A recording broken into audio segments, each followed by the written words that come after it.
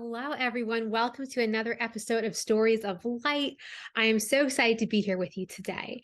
And today we're continuing the theme of very magical stories. I know we in the past did, magical stories with, Confucius and dragons and Kuan Yin. And, today I really felt called to shift like a whole new world to a whole new continent. And I really wanted to actually tell a French fairy tale. And so the one that I picked, it's featured in a book by Andrew Lang called The Blue Fairy Book. And it's originally, I'm going to get her name right. This is originally a fairy tale from, I believe it's like around this, it's around like 1650. The writer was born. Her name is Madame d'Aulnoy. I feel like I have to make like an intense caveat for I probably always mispronounce everyone's names, but I do it with such love. So yes, this is originally a beautiful story. It's the original Goldilocks. And no, this is not the Goldilocks where you think of Goldilocks and the Three Bears. This is a very, very beautiful story. And I'm just really passionate about this story because it's just so magical. And I don't want to give anything away, except to say that I love fairy tales because I think they teach us to remember the magic that is all around us. And I feel that, in regular life, sometimes we may become, disillusioned or, things become really monotonous. And then when you hear a story like this, the tale is one of such great delight. And I just am so excited to share this with you today. So I'm actually going to read. I wasn't sure at first. I was wondering, should I try to like tell the story? And then I felt, very called to actually just read this to you because it is gorgeous. And I just feel like Andrew Lang, I can't improve upon this because it's just so beautifully, beautifully written. So I invite you to just, sit back, get comfy, and I'm going to read this beautiful story for you today. So, the story of Pretty Goldilocks. Once upon a time, there was a princess who was the prettiest creature in the world. And because she was so beautiful, and because her hair was like the finest gold and waved and rippled nearly to the ground, she was called Pretty Goldilocks. She always wore a crown of flowers, and her dresses were embroidered with diamonds and pearls, and everybody who saw her fell in love with her. Now, one of the neighbors was a young king who was not married. He was rich and handsome, and when he heard all there was to know about Pretty Goldilocks, though he had never seen her, he fell so deeply in love with her that he could neither eat nor drink. So he resolved to send an ambassador to ask her hand in marriage. He had a splendid carriage made for his ambassador and gave him more than 100 horses and 100 servants and told him to be sure and bring the princess back with him. After he had started, nothing else was talked of at court, and the king felt so sure that the princess would consent that he set his people to work at pretty dresses and splendid furniture that they might be ready by the time she came. Meanwhile, the ambassador arrived at the princess's palace and delivered his little message. But whether she happened to be cross that day or whether the compliment did not please her is not known. She only answered that she was very much obliged to the king, but she had no wish to be married. The ambassador set off sadly on his homeward way, bringing all the king's presents back with him, for the princess was too well brought up to accept the pearls and diamonds when she would not accept the king. She had only kept 25 English pins that he might not be vexed. When the ambassador reached the city where the king was waiting impatiently, everybody was very much annoyed with him for not bringing the princess. And the king cried like a baby, and nobody could console him. Now, there was at the court a young man who was more clever and handsome than anyone else. He was called Charming, and everyone loved him, excepting a few envious people who were angry at his being the king's favorite and knowing all the state secrets. He happened to one day be with some people who were speaking of the ambassador's return and saying that his going to the princess had not done much good. When Charming said rashly, "If the king had sent me to Princess Goldilocks, I am sure she would have come back with me." His enemies at once went to the king and said, "You will hardly believe, sire, what Charming has had the audacity to say, that if he had been sent to Princess Goldilocks, that she would certainly have come back with him. He seems to think that he is so much handsomer than you, that the princess would have fallen in love with him and followed him willingly." The king was very angry when he heard this. "Ha," said he, "does he laugh at my unhappiness and think himself more fascinating than I am?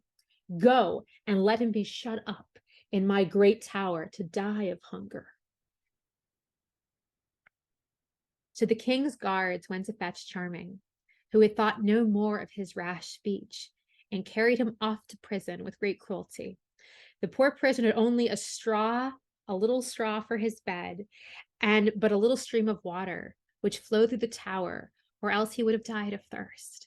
One day, when he was in despair, he said to himself, "How can I have offended the king? I am his most faithful subject, and have done nothing against him."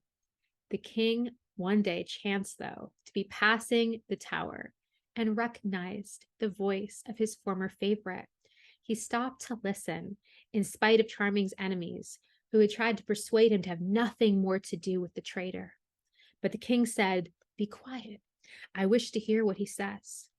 And then he opened the tower door and called Charming, who came very sadly and kissed the king's hand, saying, "What have I done, sire, to deserve this cruel treatment?" "You mocked me and my ambassador," said the king, "and you said that if I had sent you for Princess Goldilocks, you would certainly have brought her back." "It is quite true, sire," replied Charming. "I should have drawn such a picture of you and represented your good qualities in such a way that I am certain the princess would have found you irresistible.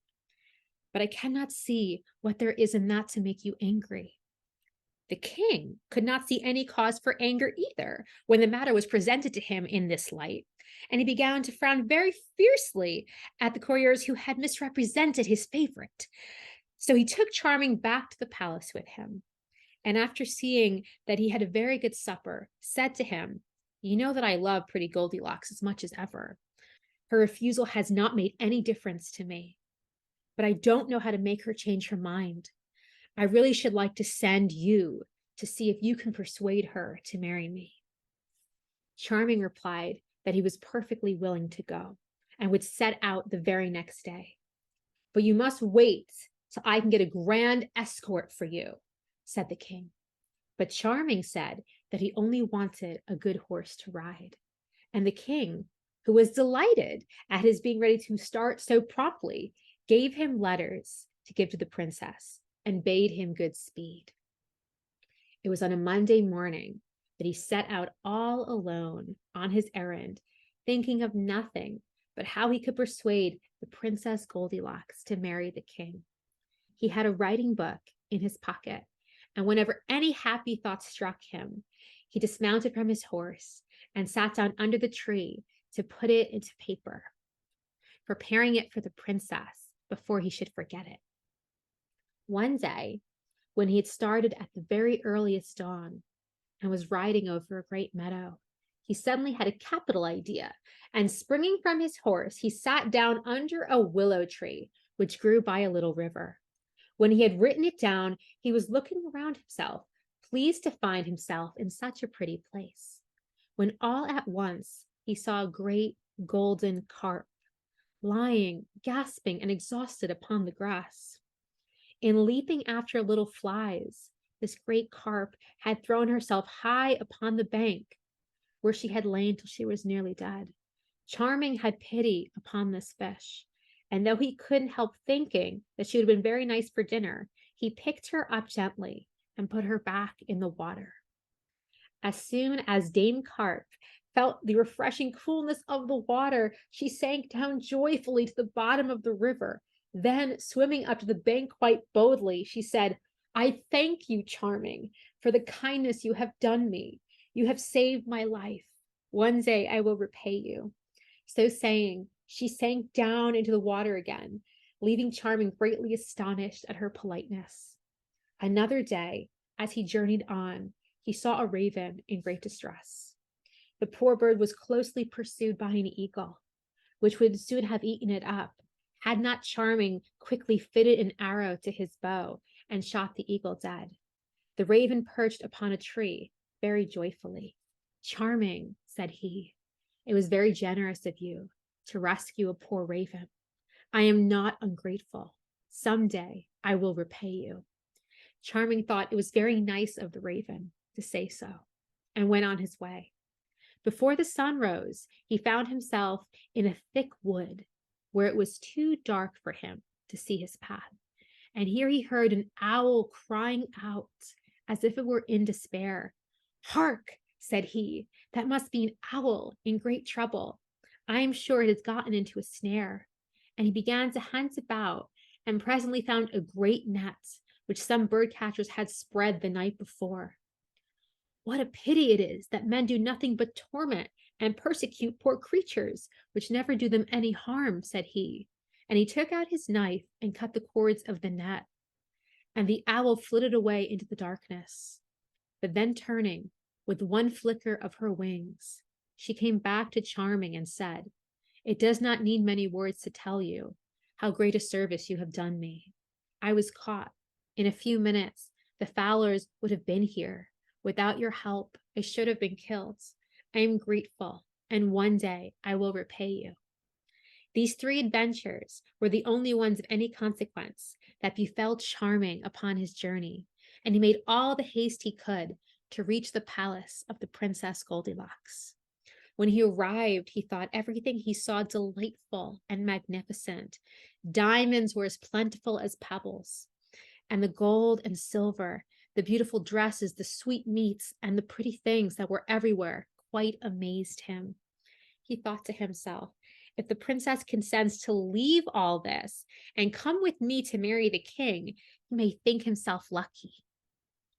Then he dressed himself carefully in a rich brocade with scarlet and white plumes, and drew a splendid embroidered scarf over his shoulder, and looking as gay and graceful as possible, he presented himself at the door of the palace, carrying in his arm a tiny pretty dog which he had bought on the way. The guards saluted him respectfully, and a messenger was sent to the princess to announce the arrival of Charming as ambassador of her neighbor, the king. "Charming," said the princess. "The name promises well. I have no doubt that he is good looking and fascinates everybody." "Indeed he does, madam," said all of her maids together in one breath. "We saw him from the window where we were spinning flax, and we could do nothing but look at him as long as he was in sight." "Well, to be sure," said the princess, "that's how you amuse yourselves. Looking at strangers out of the window. Be quick and give me my blue satin embroidered dress and comb out my golden hair. Let somebody make me fresh garlands of flowers and give me high-heeled shoes and my fan, and tell them to sweep my hall and my throne, for I want everyone to say that I am really pretty Goldilocks." You can imagine how all her maids scurried this way and that to make the princess ready, and how in their haste they knocked their heads together and hindered each other till she thought they would never have done. However, at last they led her into the gallery of mirrors, that she might assure herself that nothing was lacking in her appearance. And then she mounted her throne of gold, ebony, and ivory, while her ladies took their guitars and began to sing softly. Then Charming was led in, and was struck with astonishment and admiration, so much so that he could not say a word. But presently he took courage and delivered his message, bravely ending by begging the princess to spare him the disappointment of going back without her. "Sir Charming," answered she, "all the reasons you have given me are very good ones, and I assure you that I should have more pleasure in obliging you than anyone else. But you must know that a month ago, as I was walking by the river with my ladies, I took off my glove, and as I did so, A ring that I was wearing slipped off my finger and rolled into the water. As I valued it more than my kingdom, you may imagine how vexed I was at losing it. And I vowed to never listen to any proposal of marriage unless the ambassador first brought me back my ring. So now you know what is expected of you. For if you talk for 15 days and 15 nights, you could not change my mind. Charming was very surprised by her answer, but he bowed low to the princess and begged her to accept the embroidered scarf and the tiny dog he had brought with him. But she answered that she did not want any presents and that he was to remember what she had just told him. When he got back to his lodging, he went to bed without eating any supper, and his little dog, who was called Frisk, couldn't eat any either, but came down and lay close to him.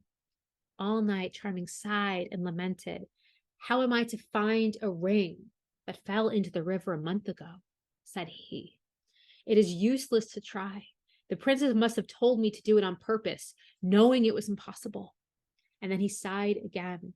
Frisk heard him and said, My dear master, don't despair. The luck may change. You are too good not to be happy. Let us go down to the river as soon as it is light. But Charming only gave him 2 little pats and said nothing, and very soon after he fell asleep. At the first glimmer of dawn, Frisk began to jump about, and when he had waked Charming, they went out together, first into the garden and then down to the river's bank, where they wandered up and down.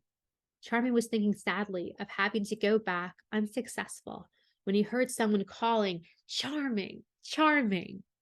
He looked all about him and thought he must be dreaming, as he could not see anybody. Then he walked on, and the voice called again, Charming, Charming. Who calls me? He said.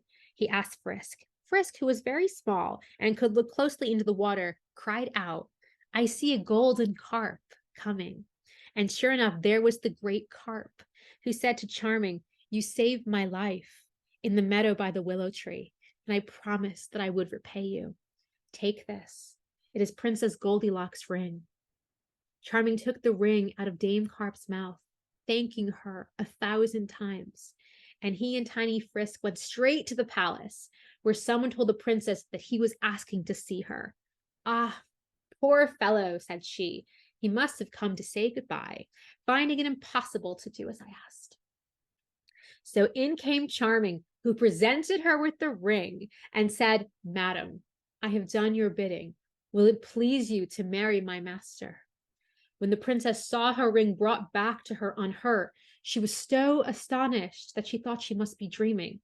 Truly, Charming, said she, you must be the favorite of some fairy, or you could never have found it. Madam, answered he, I was helped by nothing but my desire to obey your wishes. Since you are so kind, said she, perhaps you will do me another service.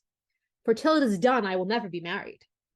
There is a prince not far from here, whose name is Galifron, who once wanted to marry me.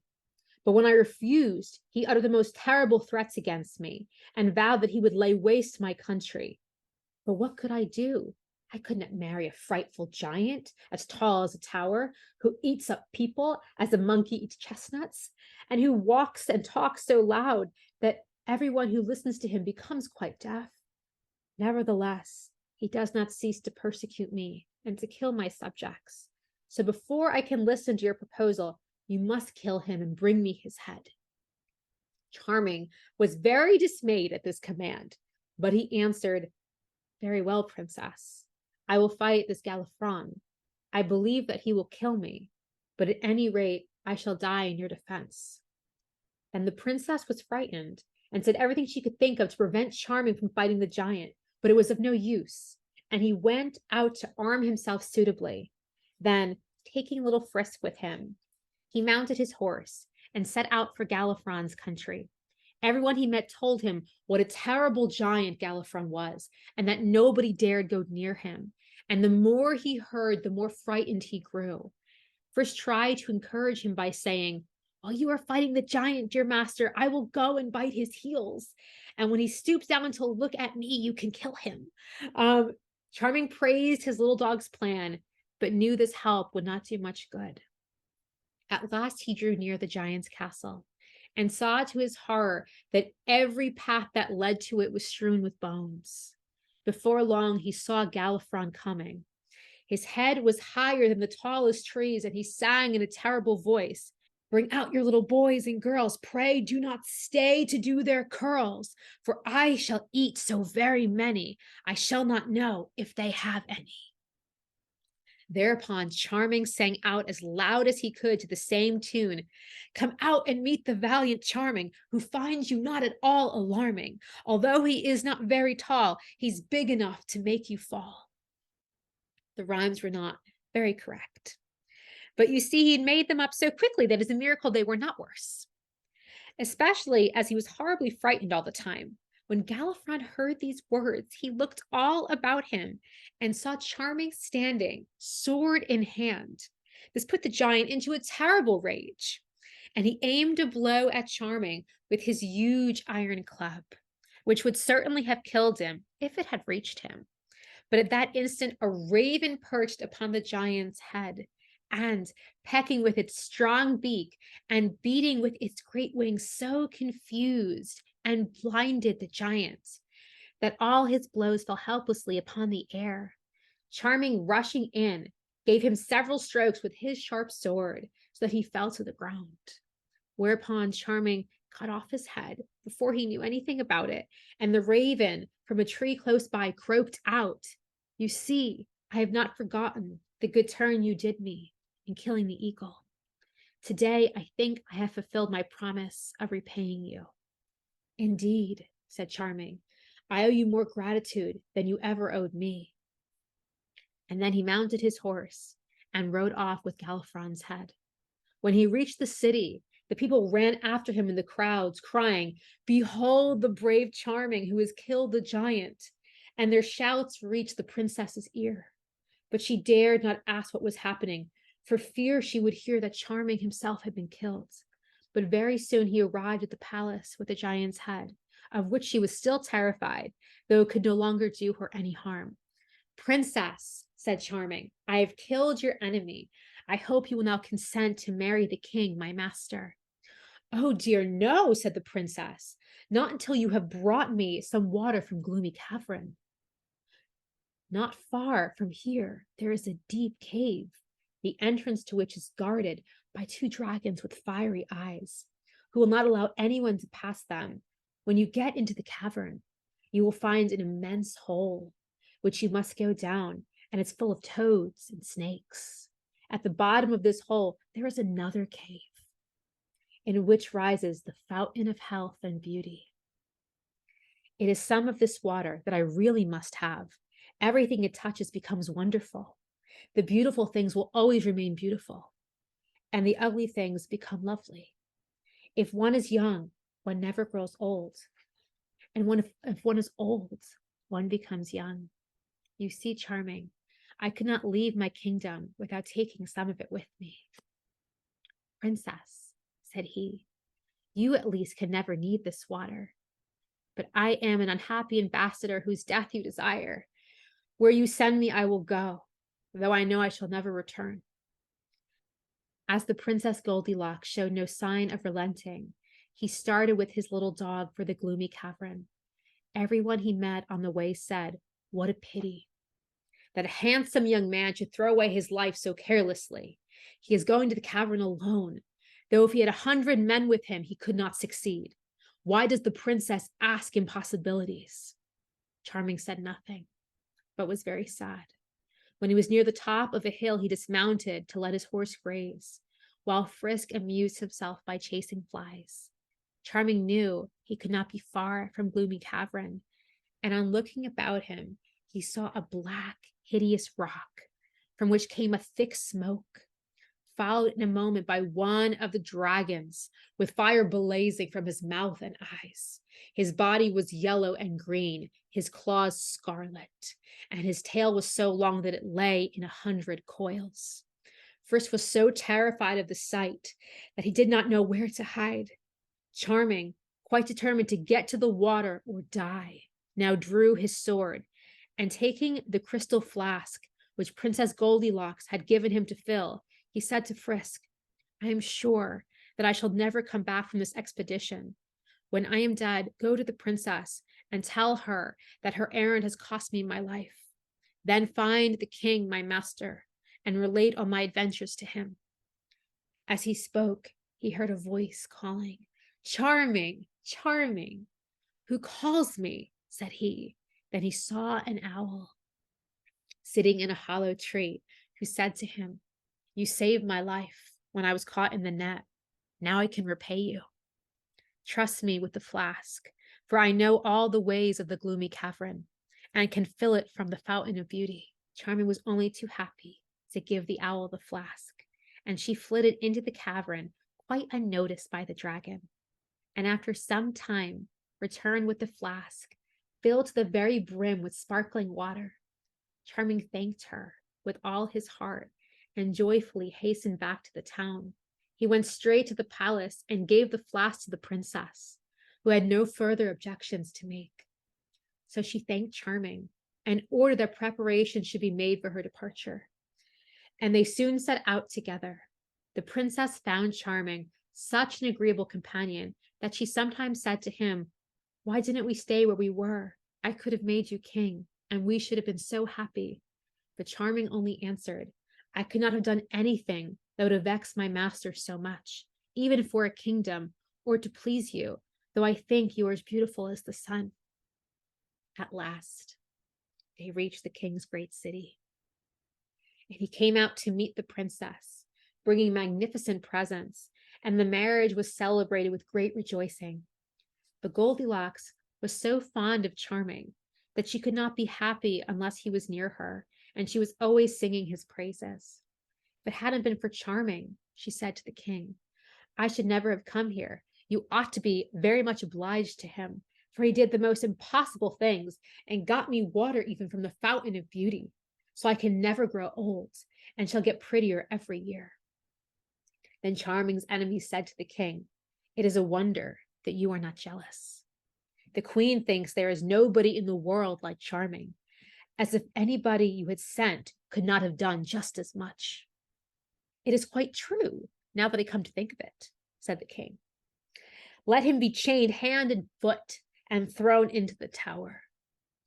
So they took Charming, and as a reward for having served the king so faithfully, he was shut up in the tower, where he only saw the jailer, who brought him a piece of black bread and a pitcher of water every day.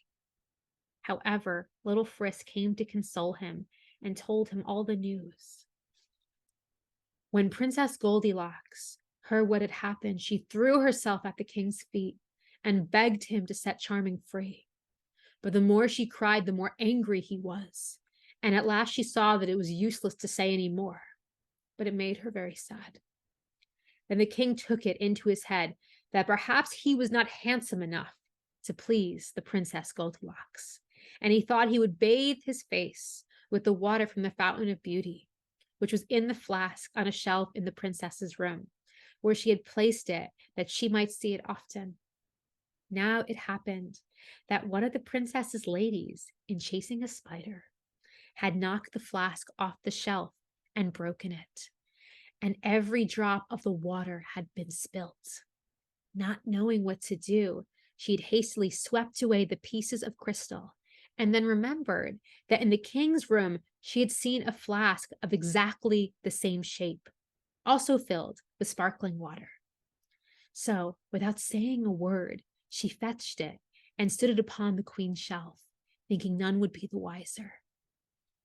Now, the water in this flask was what was used in the kingdom for getting rid of troublesome people. Instead of having their heads cut off in the usual way, their faces were bathed with the water, and they instantly fell asleep and never woke up anymore. So when the king, thinking to improve his beauty, took the flask and sprinkled it upon his face, he fell asleep, and nobody could wake him. Little Frisk was the first to hear the news, and he ran to tell Charming, who sent him to beg the princess not to forget the poor prisoner. All the palace was in confusion on account of the king's death, but tiny Frisk made his way through the crowd to the princess's side and said, "Madam, madam, do not forget poor Charming." Then she remembered all he had done for her, and without saying a word to anyone, went straight to the tower, and with her own hands took off Charming's chains. Then, putting a golden crown upon his head and the royal mantle upon his shoulders, she said, "Come, faithful Charming, I make you king, and will take you for my husband." Charming, once more free and happy, fell at her feet and thanked her for her gracious words. Everybody was delighted that he should be king, and the wedding, which took place at once, was the prettiest that could be imagined, and Prince Charming and Princess Goldilocks lived happily ever after. So I really love this story, and I just felt really guided to share it with you today. There are a couple reasons. One of the things that I think really like lights me up about this story is that all the animals are really magical, and I'm someone I have a very deep like heart and soul connection to animals. I always have. And when I say like animals are magical, I don't just mean it in the sense of like, oh, they're really sweet. I and they bring joy. I mean it in the sense like here, the animals, they literally become like they become part of the quest. They have like almost like an otherworldly presence. And so there's also a line I want to draw your attention to. This is what the princess says to Charming after he gets the ring for her. "Truly charming," said she, "you must be the favorite of some fairy, or else you could never have found it." And so there really is a very strong connection between animals and the other world, animals and the world of fairy. And so I feel like this story highlights that so beautifully. And I think that's part of why I think I wanted to bring it through. I feel like in this world, I'm sure everyone who's listening, like I think probably most everyone here loves animals. But I think that, besides that love, if you look at animals like throughout the ages in different legends, different myths, like, we have animals who are very powerful. But here in this story, there's something very humble about them. And when we are looking at the story, we have the carp, the carp who is on land that Charming has to return to the water. So we have this animal in a very helpless situation, and then our protagonist does an act of kindness. He uses, his. I feel like the thing with Charming is I feel like there is a genuine goodness to him, and so we're going to talk about this in a little bit more detail because I love, going deeply into stories, and kind of like picking them apart. But for this part, I just want to share that, like, Charming has kindness in his heart. He has kindness in his heart. And there's even a line, he thought maybe the fish would have been a good dinner, but he decides anyway that he's going to return her to the water. And so I just think that we're seeing the kindness of his heart. There is nothing he gets from this. This is selfless. This is not like, when he goes to the princess, and he's got this specific loyalty that he's got to the king. This is out of the goodness of his heart.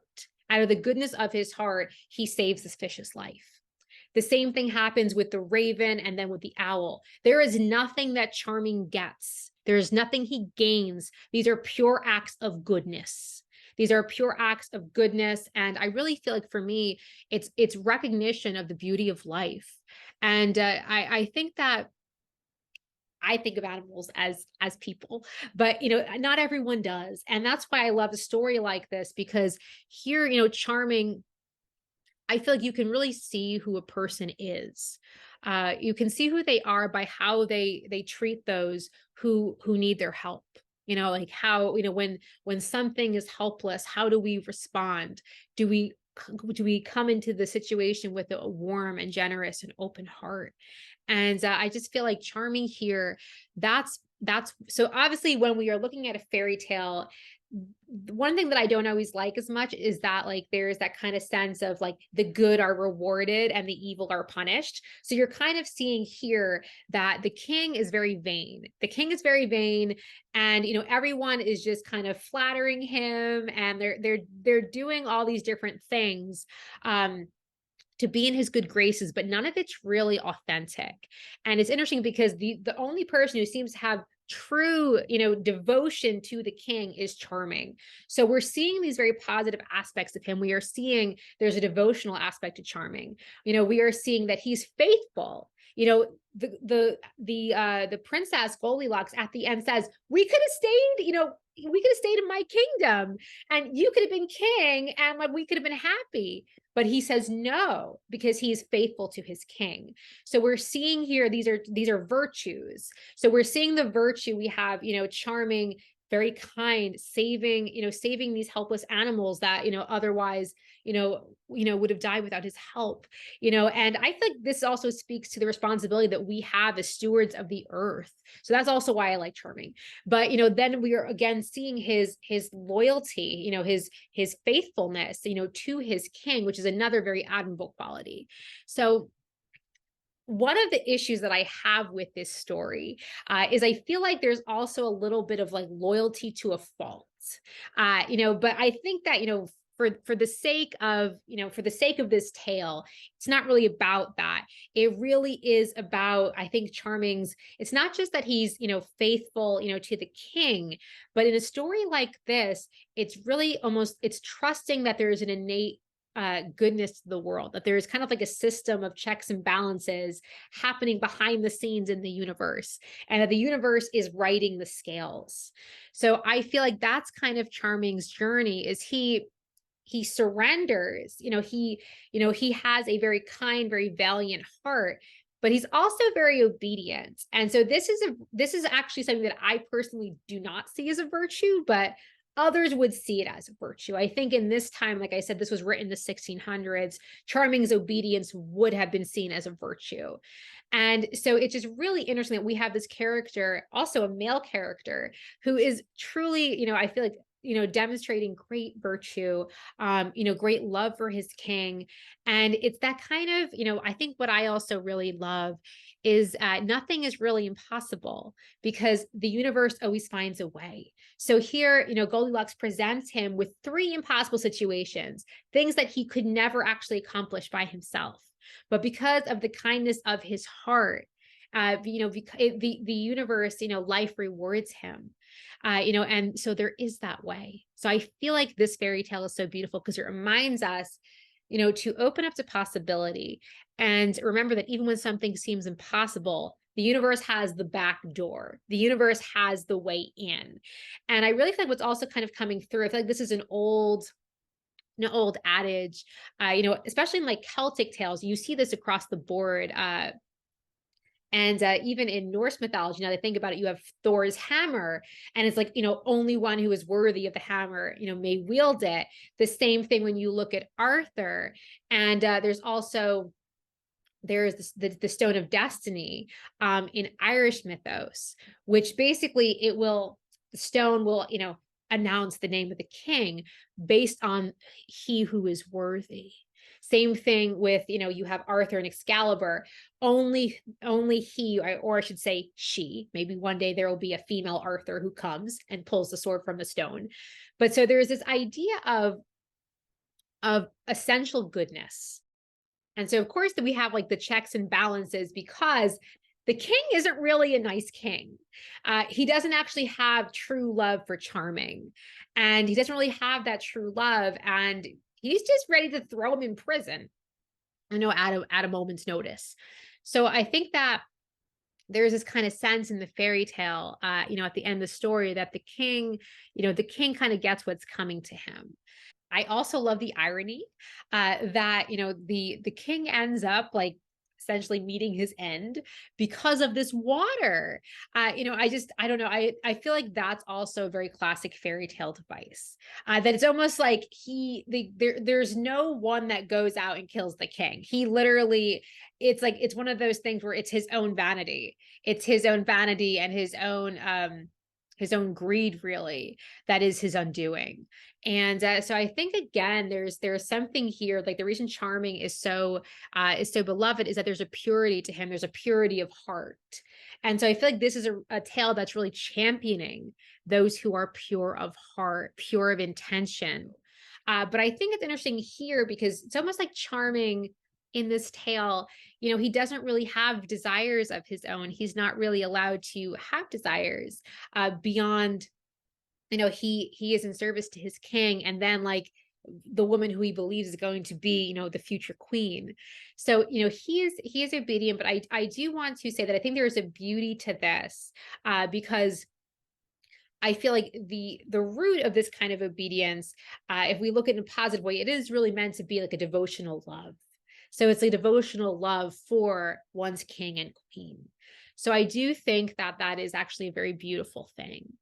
And I think we see things like this. This is because this is French. So for those of you who do not know, when you look at, for example, like the King Arthur, like the legends with all the tales of chivalry and romance, what actually kind of happened was the French really influenced the Arthurian legends. So a lot of the things that we think of with like the knights in shining armor, that's definitely that kind of French romantic influence. And so here there's this kind of idea of courtly love.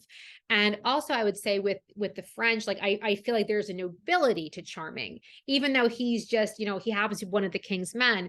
He's definitely, he almost feels like one of the king's knights. That's what this feels like. To me, this feels like a mini like King Arthur quest where he's got to go on a quest. And it really is a selfless quest. And I don't know if the thing that I feel like where this story fails for me as like a bigger story is that the character himself he doesn't really experience growth per se over the course of the legend. Yet, I think that he still goes on a great journey of trust and of faith. So it is really a beautiful story. And I hope that you will take something with you from it, because it's the kind of story that you don't need to necessarily think about it logically. You can just really, take, take the magic, take the magic with you. And just know that this is, like I said, this is, a tale probably like, I don't think people really tell this story very much anymore, about 400 years old. So I hope that, we've gone back in time, together, and it's been fun for you, because I also like to think about it from the lens of the writer. And like I said, let me try to find the name of this writer. So her name is, okay, I found her name. It's very long, and I'm going to, out of great love and respect for this writer, I'm going to try to say it. So it's like Marie Catherine de Jumel de Barneville, Baroness de Illinois. I think she's also known as the Countess of Illinois. So, she is a French author known for her literary fairy tales. So I could tell you a little bit more about her, but that's not really, I feel like that's not the point so much as we are honoring her creative contributions. And that's one of the beautiful things about writing and literature is that, when we write something down, when we tell a story, we're recording it for posterity so that it ripples through the ages. And so I really feel that this is a story of virtue. It's a story of virtue, and it's also love, because, and it's weird because even though on the surface, it seems like, I feel like it's not a romantic love story in the conventional way. I really feel like it's Charming's love for king and country, that, enables him to go on this great quest. And then later, actually, he is saved, though, by Goldilocks. He's saved by Goldilocks, who really, felt that more human love for him. So I do think there's something really beautiful about that. And I wanted to celebrate this story because it is a lesser known tale.